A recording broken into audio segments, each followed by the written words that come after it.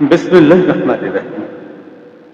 আসসালামু আলাইকুম ওয়া রাহমাতুল্লাহি ওয়া বারাকাতুহু। আমি মোহাম্মদ আমিনুল এহসান মোল্লা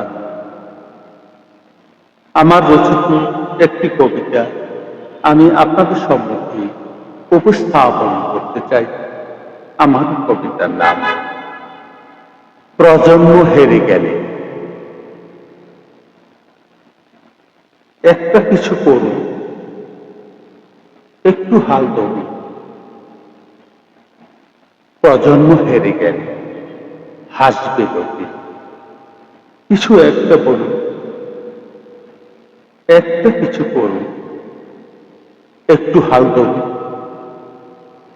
প্রজন্ম হেরে গেলে হাসবে লোকে। কিছু একটা বলুন। এভাবে আর কতদিন, আর কত রক্ত খরণ। এমন দুঃসময়ে আপনি কেন চুপসে থাকুন? এভাবে আর কতদিন, আর কত রক্ত খরণ। এমন দুঃসময়ে আপনি কেন চুপসে থাকুন?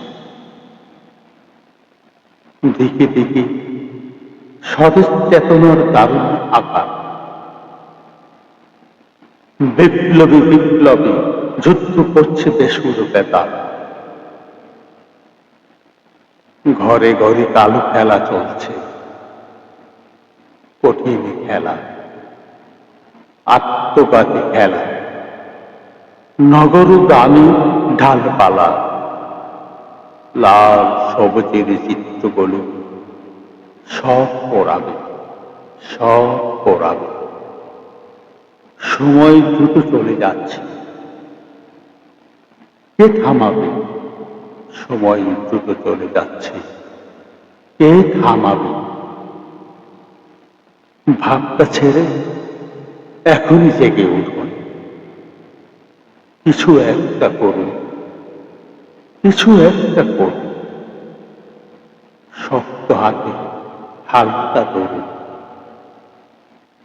প্রজন্ম হেরে গেলে জাতি হারাবে পথ। পোষণ সঙ্গে সন্নিকটে